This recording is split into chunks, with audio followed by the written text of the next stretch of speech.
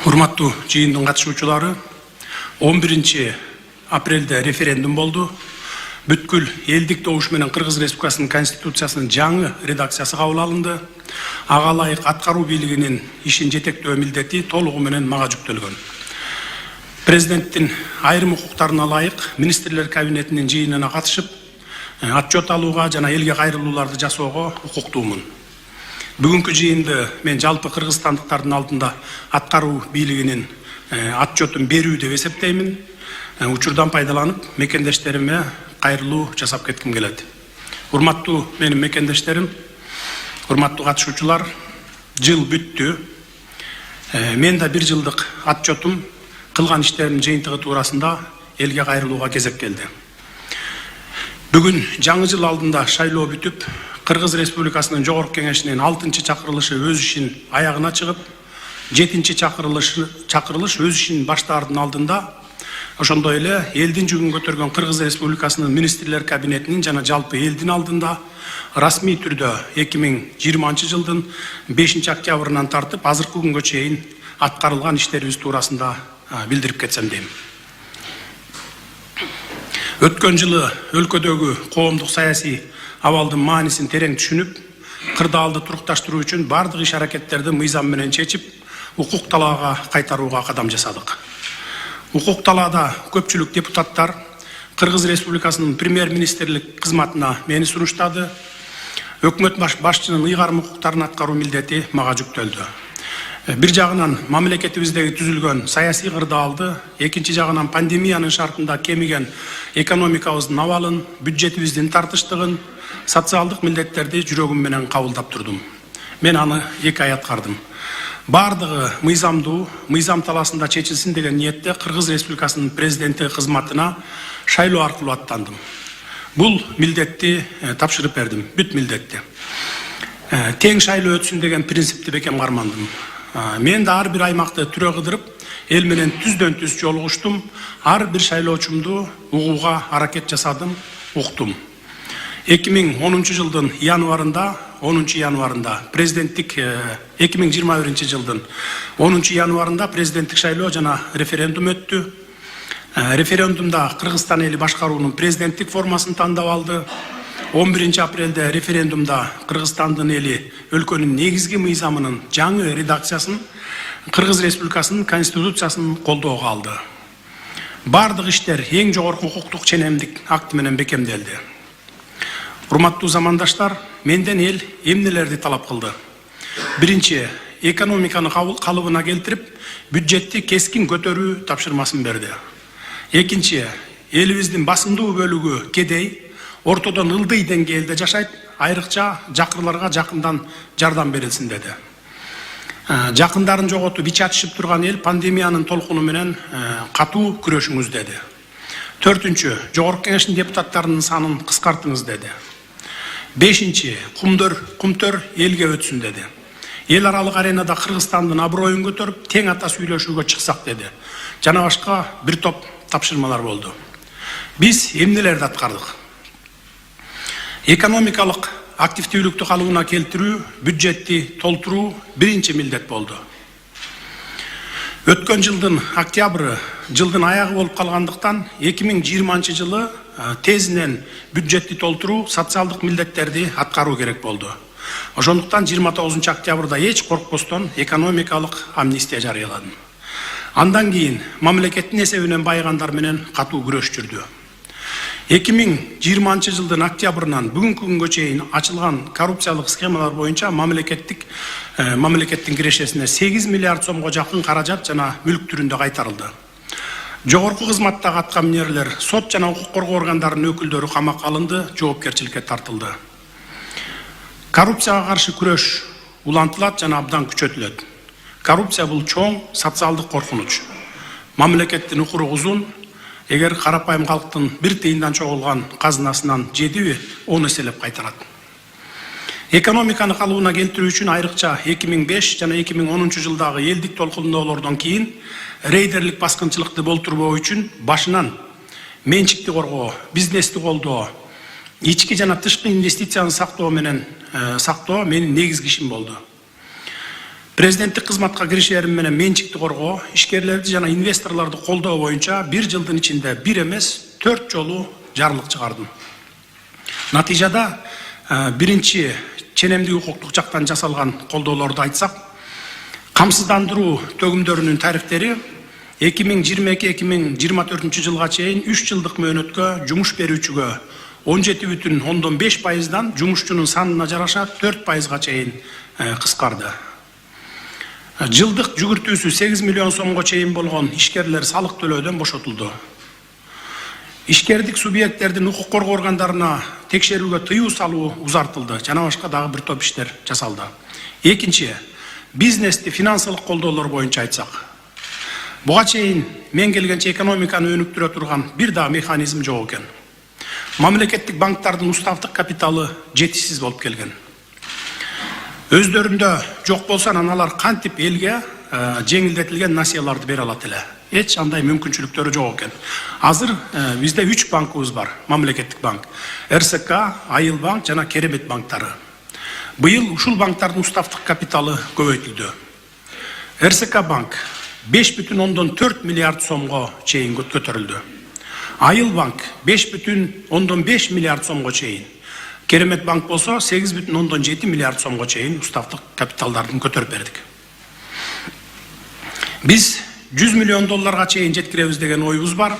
Тарыхыбызда мындай эч качан болгон эмес. Кудай буйрса келерки жылдары жеткизебиз буларды дагы.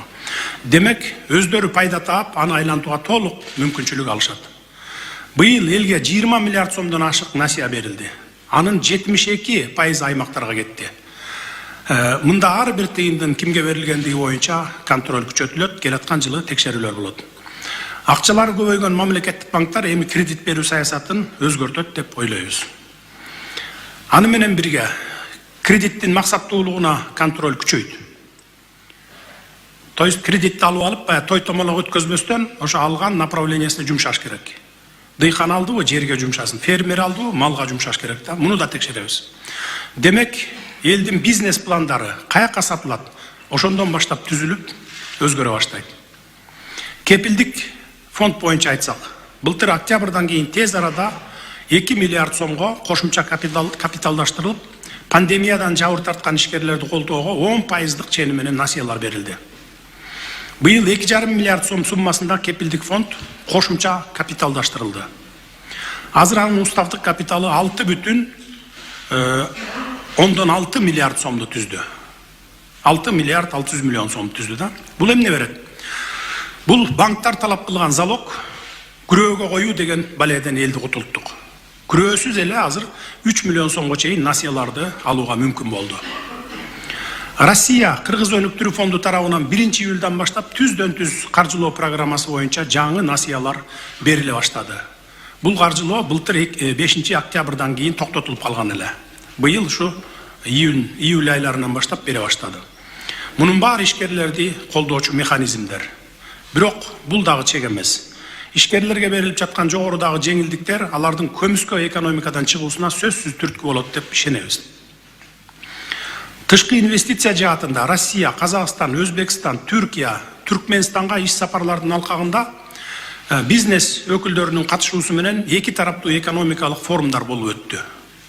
Натыйжада быйыл дүйнөдө чет өлкөлүк тике инвестициялардын агымы 35%га кыскарганга карабастан, башка өлкөлөрдө ошо кыскарып кетти да 35%ке чейин. 2021 жылдын 9 айында бизде тышкы инвестиция тескерисинче 26,4%га көбөйүп 503 миллион долларды түздү.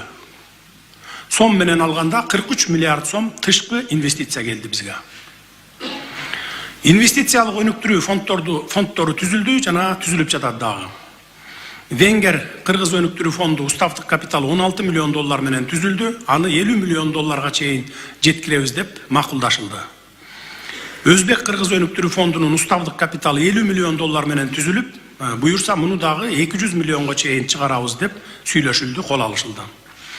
Кыргыз Түркмөн өнүктүрүү фондунун уставдык капиталы 100 миллион доллар менен түзүү маселеси иштелип чыгып атат, бүгүн сүйлөшүүлөр жүрүп атат, буюрса келерки жылы бул дагы ачылып калат. Түрк мамлекеттер уюмунун инвестициялык фондун түзүү жөнүндө маселе иштелип чыгууда, уставдык капиталы мунун 443 миллион доллар болот деп сүйлөшүп жатабыз. Кыргыз Азербайжан жана Кыргыз Түрк өнүктүрүү фонддорун түзүү боюнча маселелер дагы иштелип чыгууда. Азербайжан менен дагы ушундай маселелер жүрүп атат. Келерки жылы Кудай буйрса бул дагы түзүлүп калат. Бирок бул да чек эмес. Көмүскө экономикадагылардын бардыгы ачыкка чыгарылат. Ишкерлерге берилип жаткан жогорудагы жеңилдиктер алардын көмүскө экономикадан чыгуусуна түрткү болот деп ишенебиз. Мына ушундай ишкердик жана инвестициялык чөйрөнү колдоонун жыйынтыгында экономикалык активдүүлүк калыбына келе баштады. Ички дүң продукциянын номиналдык көлөмү 3 жыл катары менен 600 миллиард сомго жетпей келген. Биз аны быйыл 720 миллиард сомго чейин чыгарабыз деп жатабыз.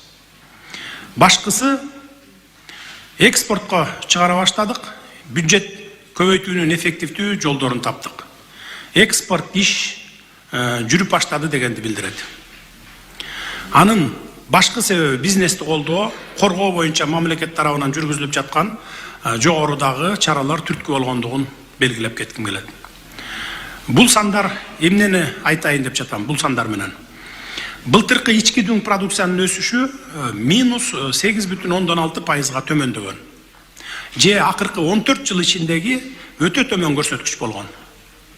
1994 жылдан бери биринчи жолу ушундай кескин төмөндөгөн көрсөткүч болду.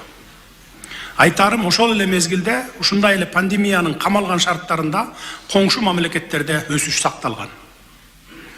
Бюджет боюнча айтсак, 5 жылдын ичинде эң көп чогулганы 148 миллиард сом болгон.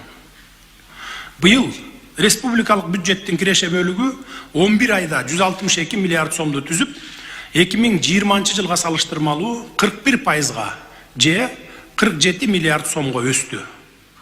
2019 жылдын 11 айына салыштырмалуу 36 миллиард сомго көбөйдү. Биз быйыл бюджеттик көрсөткүчтөргө пандемия жок мезгилдеги көрсөткүчтөрдөн бир топ жакшы жетишкендиктерге чыга алдык. Биз жаңы салык ойлоп тапкан жокпуз. Биз башкарууну өзгөртүп, фискалдаштырууну күчөтүп, коррупцияны кыскартып, кошумча акча каражаттарын таптык. Ушул министрлер кабинетин дайындап жатканда консолидацияланган бюджетти 280 миллиард сомго жеткирүү боюнча элге убада кылганбыз. Биз тапшырманы аткардык. 2021 жылы 306 миллиард сом менен жыйынтыктайбыз. Же 26 миллиард сомго көп болушу күтүлүп жатканын айтып коюшубуз керек. 2022 жылы консолидацияланган бюджеттин көрсөткүчтөрүн 400 миллиард сомго чейин жеткизүүгө толук фундамент түзүлдү деп ойлойбуз.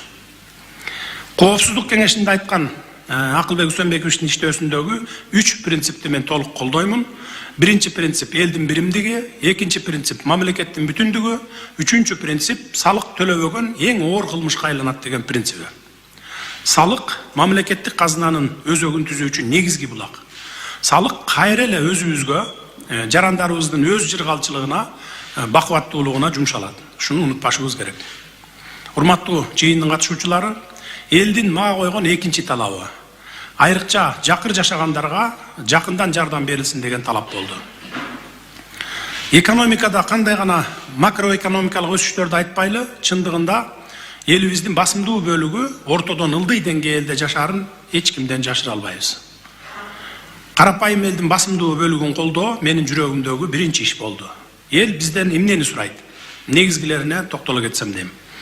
Пенсия, жөлөк пул, айлыктарды көтөрүү, турак жай менен камсыздоо, документи жок үйлөрдү документтештирүү, жерлерин трансформациялоо. Бул багытта кыска аралыктын ичинде биз эмнелерди аткара алдык жана мурдагылардан эмнеси менен айырмаланды, ошолорго токтолоюн. Биринчиден, калктын аярлуу катмарын даректүү колдоого басым жасалды. Экинчиден, элдин көбүрөөк катмарына таасирин тийгизүүчү көзгө көрүнөрлүк колдоо көрсөтүүгө аракет жасадык. Үчүнчүдөн, жакырлыктан чыгаруунун жолун табуу приоритетке чыгарылды. Элди колдоо боюнча кандай иштерди кылдык? Четинен атап кетсем. Аз камсыз болгон жарандарга социалдык колдоо көрсөтүү максатында 2021 жылдын 1 январынан тартып 16 жашка чейинки балдары бар үй бүлөгө көмөк мамлекеттик жөлөк пул алган муктаж үй бүлөлөр үчүн электр энергиясынын тарифин 77 тыйындан 50 тыйынга түшүрдүк. Калган айырмасын өкмөт биз төлөп беребиз деп жатабыз. Бул демилге 112 миң үй бүлөнү камтыйт. Бул абдан чоң колдоо. Өткөн жылы мен нарын тарапка барганда 1000 киловатт сааттык лимит боюнча убадамды бергем. Аны толук аткардым. Бийик тоолуу жерлерден бул лимитти таптакыр алып салдык. Балдар үйү, карылар үйүндөгүлөрдүн тамактануусун жакшыртуу боюнча чечимди ошол үйлөргө барып, жеринде дароо кабыл алдым. Тамагына бөлүнгөн каражат мурда 110 сомдон болчу, азыр эми 220 сомго көтөрүлдү.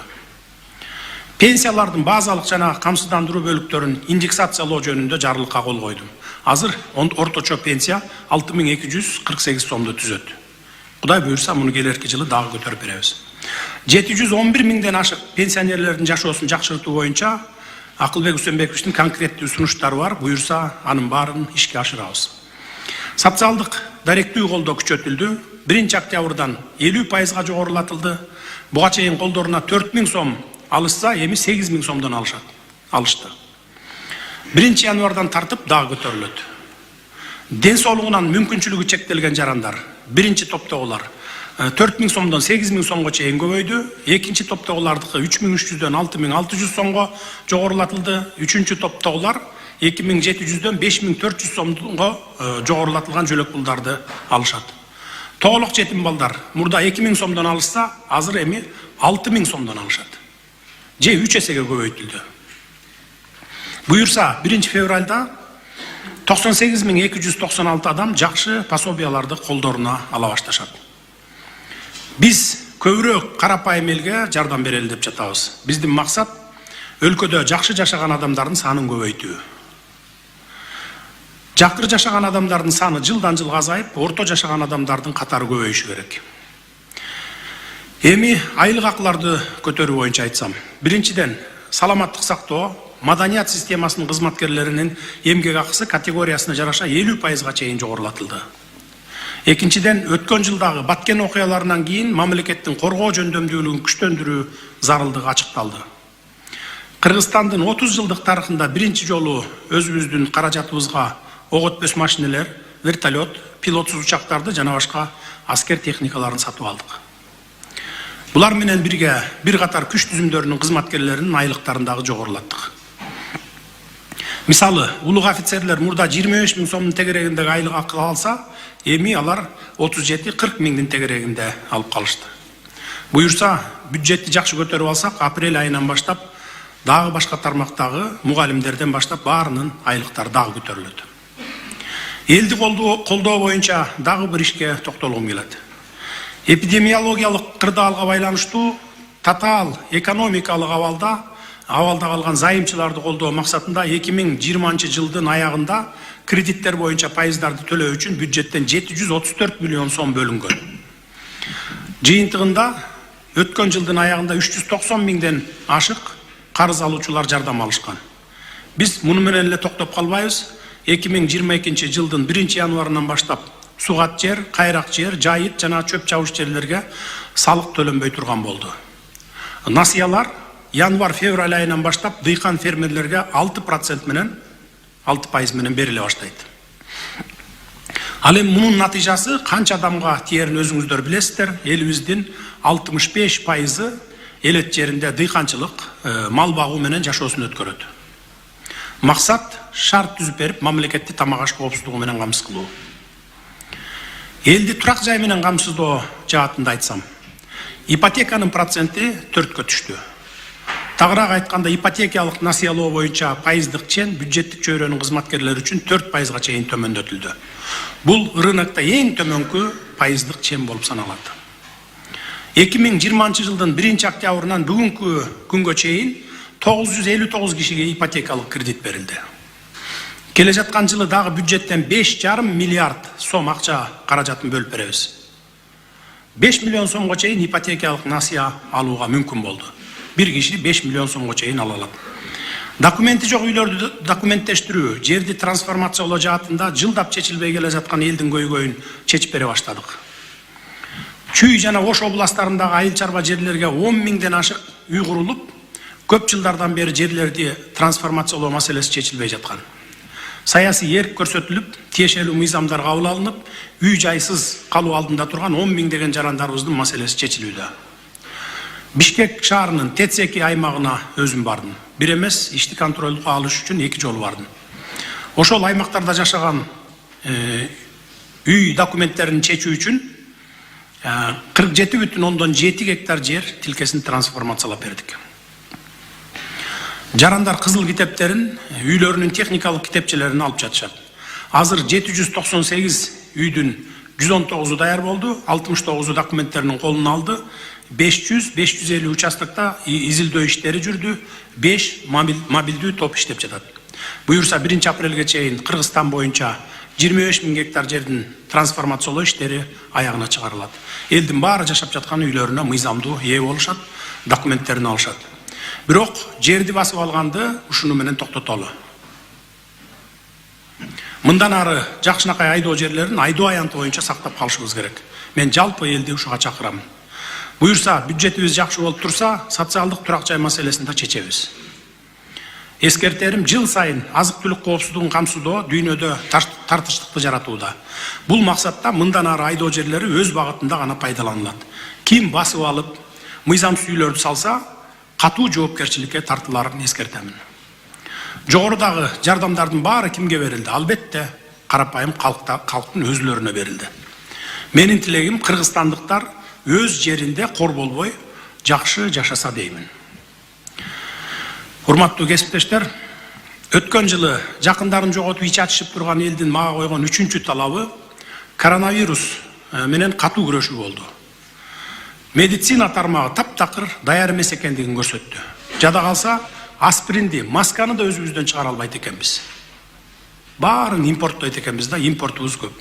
2020 жылдын башында пандемия башталганда коронавирус менен күрөшүүгө керектелүүчү жабдууларды, дары-дармектерди алууга, ооруканаларды салууга сарпталуучу каражаттар акыр аягына чейин берилбей калган. Оору күч алган. Анын айынан дарыларды таппай калдык. Баалар асманга учту, ооруканаларга киши батпай калды. Акыры барып каргашалуу июль болду. Былтыр ковид менен күрөшүүгө эл аралык донорлордон 3 багытта келген 350 миллион доллар жардам көрсөтүлгөн. Центерадан 74 миллион доллар алышкан. Тилекке каршы ал каражаттардын дайыны жок, максаттуу колдонулган эмес. Бир дагы жаңы оорукана курулган эмес, баарын бюджетти колдоого колдонуп салышкан. Быйыл да коронавирус менен күрөшүү уланды. Бул вирус улам бир штамдары менен коркутуп жатты, бирок биз күрөштүк. Атүгүл Фомуска 2019 жана 2020 жылдары 700 миллион сомго жакын карыз болгон экенбиз. Бюджет. Ушул төлөнбөй келе жаткан кредитордук карыздардын баарын быйыл мына 2021 жылы жаптык. Муну менен бирге бир да тышкы булактардан жардам албай, коронавирус менен күрөшүүгө өзүбүздүн бюджеттен 3 миллиард 800 миллион сом бөлдүк. 85 миң медициналык кызматкерлерге компенсациялык төлөмдөргө 1 миллиард 300 миллион сом бердик. Вакциналарды сатып алууга 1 миллиард 775 миллион сом каражат жумшадык. Жалпысынан гуманитардык жардамдарды кошкондо 5 миллион 916 миң доза вакцина келди. Эмдөө башталды. Пандемиянын 3-чү толкунун элибиз сезбей эле калды. Биз элибизди аман алып калдык. Элдин 4-чү талабы Жогорку Кеңештин депутаттарынын санын кыскартуу, кадр саясатын өзгөртүү, мамлекеттин вертикалдуу башкаруу структурасын жакшыртуу деген талап болду. Менин эң биринчи катуу карманган позициям кандай гана шайлоо болбосун шайлоону таза өткөрүү болду. Анткени биз тарыхта чоң бурулуш жасашыбыз керек эле. Өткөн жылдын 4-октябрындагы парламенттик шайлоодогу каталардын бирөөнү да кетирбегенге аракет жасадык. Биринчиден баарын өзүмдөн баштадым. Бүт милдетти тапшырып берип, президенттик шайлоого аттандым. Тең шайлоо өтсүн деген принципти бекем кармандым. Ар бир аймакты кыдырып чыктым, элди уктум. Шайлоодон форма 2 дегенди таптакыр жок кылдык. Алгач быйылкы жылдын башында январь айында эле президенттик шайлоону таза өткөрдүк. Аны башка шайлоолордо дагы уланттык. Деги эле баарыбыздын эсибизде 2021 жыл шайлоолордун жылы катары калды. Президенттик шайлоо, 3 жолу жергиликтүү кеңештердин шайлоосу, 2 жолу референдум, анан барып акыркысы парламенттик шайлоо өттү. Ысыгы таркай элек парламенттик шайлоо туурасында айтсам, 2021 жылдын 11 апрелде референдумда Кыргызстандын эли өлкөнүн негизги мыйзамынын жаңы редакциясын, Кыргыз Республикасынын конституциясын колдоого алды. Мен аны 5 майда жарлык менен бекиттим. Ага ылайык аралаш шайлоо системасы боюнча ченемдер бекитилди. Жаңы конституциянын 66-чы беренесине ылайык Жогорку кеңештин депутаттарынын саны 90-га кыскартылды. 90 депутаттын 54-ü партиялык тизме, ал эми калган 36 депутат бир мандаттуу округтан шайлана турган норманы киргиздик. Жаңы конституциянын долбоорун талкуулоо элдин алдында эксперт, коомдук уюмдардын өкүлдөрү жана башка 300дөн ашык адамдын катышуусунда 3 айга созулду. Муну тарых үчүн справка катары айтып коюу керек. Шайлоону таза өткөрүү жаңы Кыргызстанды, жаңы маданiyatты куруудагы негизги кадамдарыбыз болду. Ошентип парламенттик шайлоо жаңы тартип, жаңы эрежелер, жаңы конституция менен 28 ноябрда өткөрүлдү. Бул шайлоодо таза өттү. Чырдагандар ар бир участоктун бюллетенин кайрадан санап чыкты. Эч качан мындай болгон эмес. Шайлоо бүткөн эле түнү бюллетендер күм жам болчу да мурда. Биз сактап койдук, азыр да барып санасаңыздар болот. Бул шайлоо менен Кыргызстан Орто Азиядагы эң бир демократиялык принциптердин бардыгын бекем карманган өлкө бойдон калдык жана калабыз. Анткени шайлоо процессинде бир дагы административдик ресурстарды колдонгон жокпуз. Бюджеттен айлык алган адамдардын бирөөсү дагы шайлоонун шайтан оюндарына аралашкан жок. Шайлоо процессинин катышуучуларына тең укуктуу бирдей шарттарды түзүп бердик. Мунун баары демократиянын таза принциптерин сактоого жасалган аракет. Аны бузууга эч кимдин акысы жок. Кыргызстан Орто Азиядагы демократиялык аралчадан авторитардык мамлекетке айланып баратат деген тараптардын кооптонусунан эч коркпойбуз. Керек болсо жокко чыгарабыз. Демократиялык декларациялардын көбүргөн калың көбүгүнүн астында жашырылган толгон токой бизге белгилүү жана белгисиз жактары биздин өлкөдө ар кандай күчтөр ар түрдүүчө пайдаланып жаткандыгын унутпашыбыз керек. Биринчи кезекте кийинки чакырылыштын депутаттары ыйык трибунанын баркын кетирбей, чыныгы функциясын аткарып, эл үчүн иштесе деген ниетим чоң. Менин добушумду уурдап алды, шайлоо бурмаланды деген сыяктуу ыплас оюндарды токтотоор кез келди. Алардын айрымдары жаштар. Жашоо шайлоо менен эле бүтүп калбайт. Жашсыңар, алдыда далай өмүрлөр турат демекчимин. Биздин элдин ачык айтуу маселесин кабыргасынан коюу сыяктуу маданияты эч эле калыптанган. Аны биз демократия дейбизби, ачык коом дейбизби, айтор, бул рейтинг бир топ мамлекеттерге салыштырмалуу бизде алда канча алдыга өнүккөн. Ал эми коомдо дестабилизацияны алып келүү үчүн кайсы бир партия же адамдар мамлекеттин тынчтыгы эмес, өз кызыкчылыгы үчүн бурмалап, элди козутуп келгендиги коомчулуктун көңүлүн буруп, алаксытып келген фокустар. Мындай маанайды оппозиция деп деле айтууга болбойт, тек гана жеке кызыкчылык. Биз жаңы Кыргызстанды курууга баратабыз. Эгерде мурдагыча жашайм, же иштейм, же боло берет дей турган болсо, биз алар менен иштеше албайбыз. Бул шайлоо бардыгына чоң сабак болду. Шайлоо маданияты мындан ары бизде өсөт. Шайлоодо кимдер өтөрүн көрдүк. Бир сом акча коротпой Эрулан Көкүлү өттү. Бир мандаттуу округтан акчасы жок акын Мирлан Самуйгожо өттү. Булар бир күндө мамлекеттик кызматта иштебеген балдар, жаштар. Шайлоонун шарттары менен мындан ары да өзгөртүлөт, күчөтүлөт. Үгүт иштериндеги катачылыктарды бардык катышуучулар түшүндү. Талапкерлер эмненин үстүнөн иштөө керектигин түшүндү. Азыр бирөөлөрдүн агоротуна таш ыргытуу, же жамандоо, же ушактарды таркатуу эмес, өнүктүрүү программалары менен элди көбүрөөк тааныштыруу жаңы кадам болууда. Куруу убадаларга эч ким ишенбейт, эл бирөөнү каралоого муктаж эмес. Бирөөлөрдү жамандоо позициясынан эл анын деңгээлин гана көрүп турат. Жамандаган сайын атаандаштардын авторитетин көтөрүп, даңкын күчөтөт. Шайлоодо эл өзү иргеп тандап алды. Эл мыктынын мыктысын тандады, биз аны көрдүк. Шайлоого аттанган талапкерлер өздөрүнүн чыныгы салмагын көрдү. Азыр элибиз өзгөрдү. Биз да өзгөрүүнү каалайбыз, тарыхты өзүбүз жасайбыз. Кыргызстан үчүн экономиканы сиз жана мен баарыбыз түптөйбүз, түзөбүз. Менин кейгеним ушунча жылдан бери шайлоодон шайлоого жулкунган партиялар же адамдар аларга добуш берген ошончо шайлоочусун иш менен камсыз кылып берсе болот эле. Мамлекеттин талкаланган экономикасына, бузулган психологиясына саясатта жүргөн баарыбыздын күнөөбүз бар деп өткөн жылдын 13 октябрында дал ушул трибунадан айтканмын. Мен ошондо мындан ары кызматталашуунун, депутаттык креслонун айынан мамлекетибиздин бүтүндүгүнө бөлүнүп жарылуусуна коркунуч жаратпайлы деп баарыңыздарды чакырганмын. Айрымдардын өткөндөн сабак албагандыгы өкүндүрөт. Мамлекеттик башкаруу формасы, кадр саясаты жаатында иштер туурасында айтсам. Аткаруу бийлигинин иши бир жерден башкарууга бириктирилди. Жаңы конституциянын негизинде министрлер кабинети жана бир нече жаңы структуралар түзүлдү, айрымдары жоюлду. Аткаруу бийлигинин системасында иштеген мамлекеттик органдардын санын кыскартуу менен министрлер кабинетинин жаңы түзүмүн бекиттик. Мурда иштеп келген 27 административдик ведомстволордун жана башка мамлекеттик органдардын ичинен министрлер кабинетинин карамагында 5 гана административдик ведомство калды. Бийликтин аткаруу бутагына, коомдун кызыкчылыгына кызмат өтөп, актуалдуу маселелерди ыкчам чечүүсүнө шарт түздүк.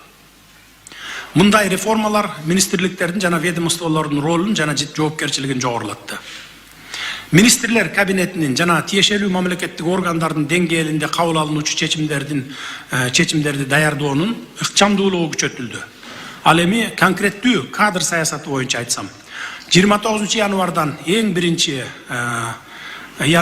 биринчи 5 жарлыгымдын бирөөсү дал ушул кадр саясатына байланыштуу болду. Максатым технологиялык жана санариптик дүйнөнүн заманбап чакырыктарына жана талаптарына жооп берүүгө жөндөмдүү жаңы кадрларды тартуу болчу.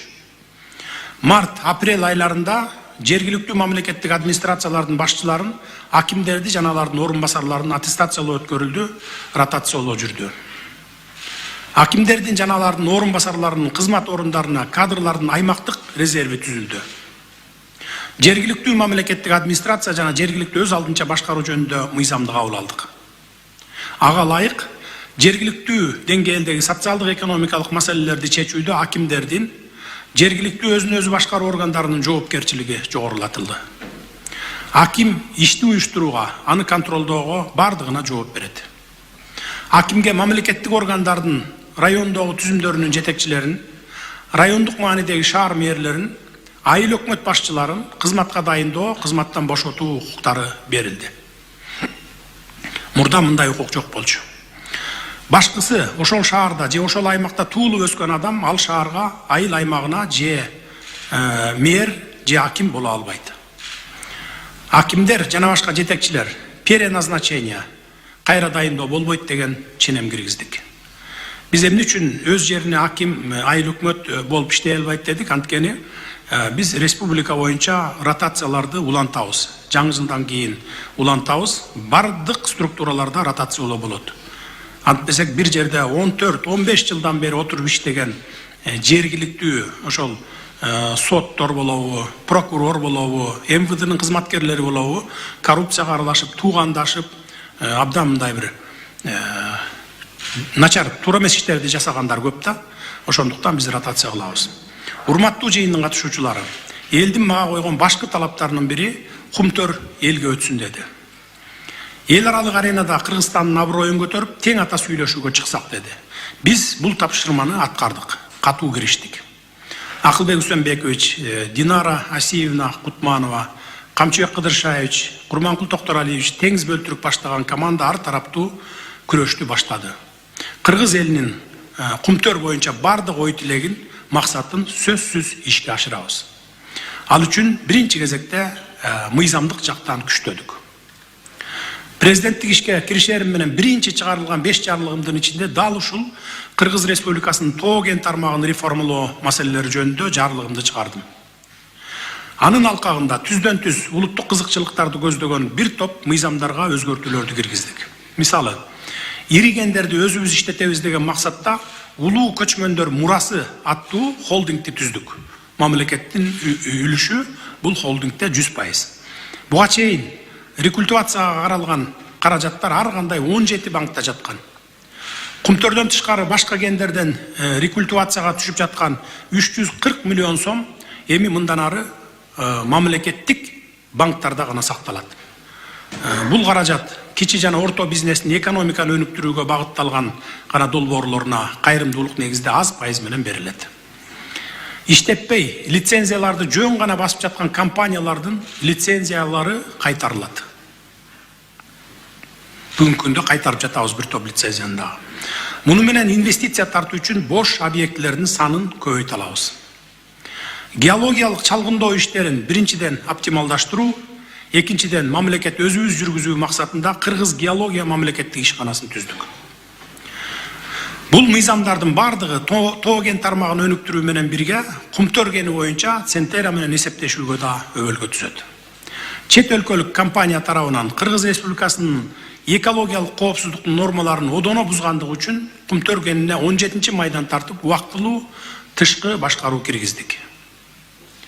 Лондондогу баалуу металлдар рыногунун ассоциациясы Кыргыз алтын ишканасын ишенимдүү компаниялардын тизмесинен чыгарып салгандыгын билдирип, ЛБМА биздин алтынды бир жага чыгаруудан баш тартты.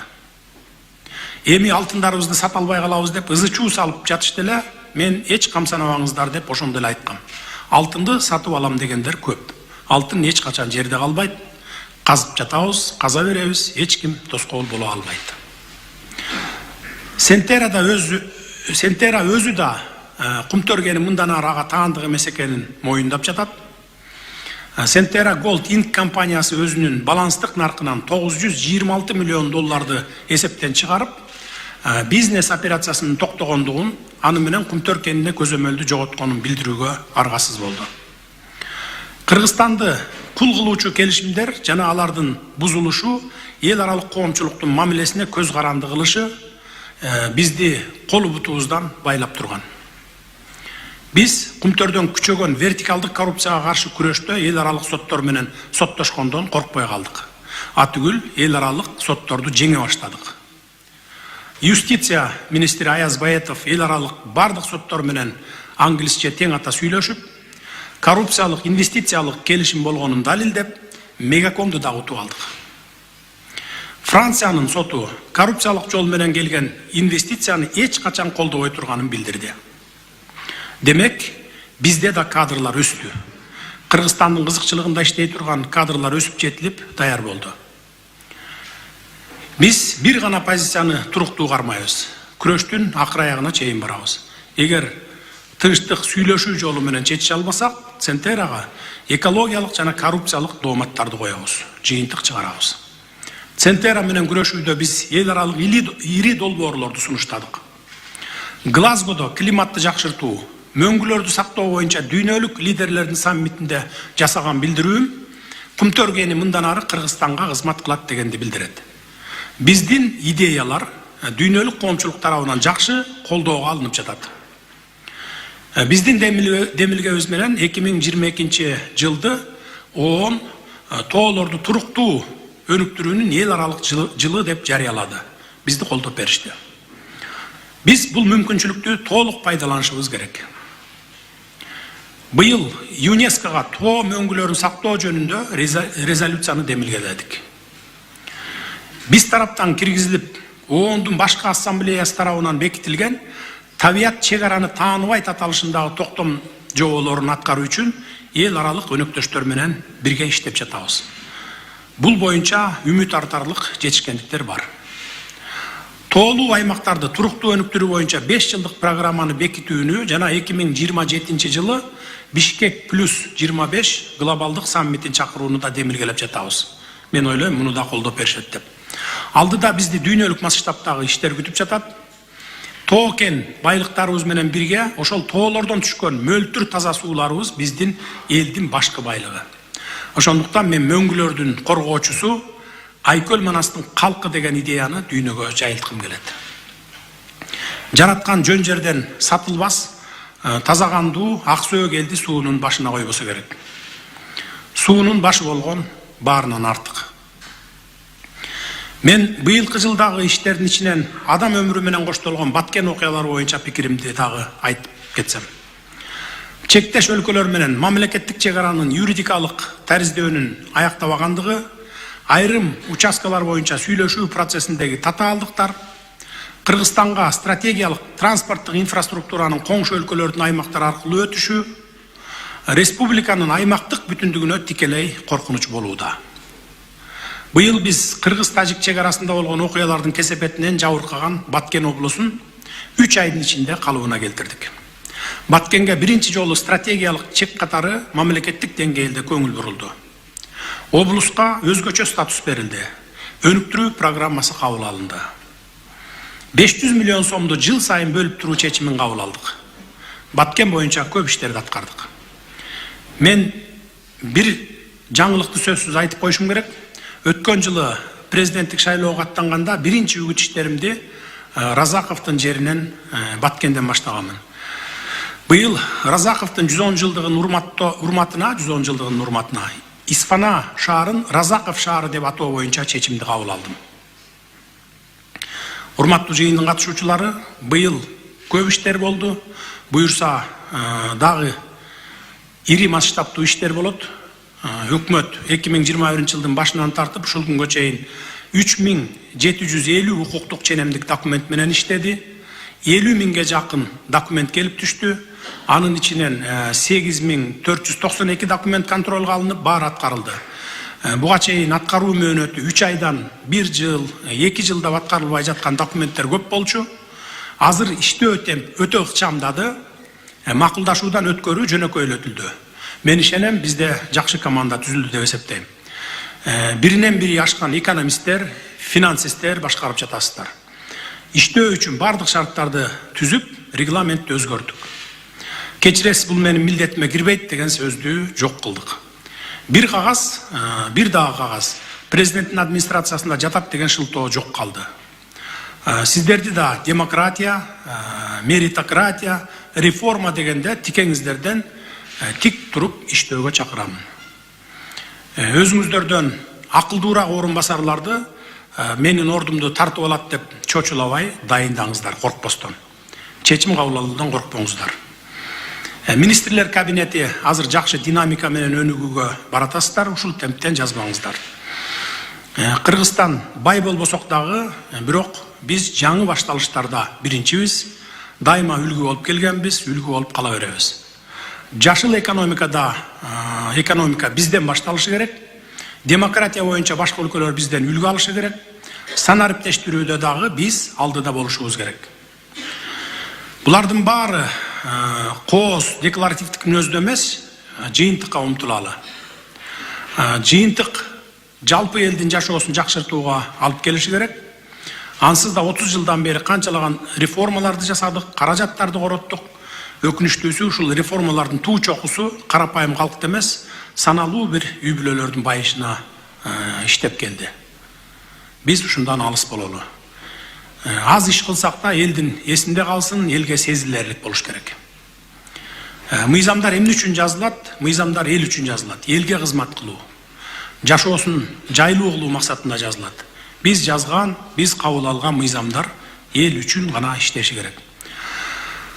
Ушул залда аймактагы жетекчилеринен тышкары бүт ведомстволордун жетекчилери, министрлер бардык чоңдор отурасыздар. Ким канча жолу аймактарды кыдырып элдин жашоосун көрүп келди. Ким караламан эл түшкөн автобуска тыгылышкан маршруттарга түштү. Андайлар араңыздарда жок койсе, аз. Жерге түшүп баскыла дейм, эл менен болгула.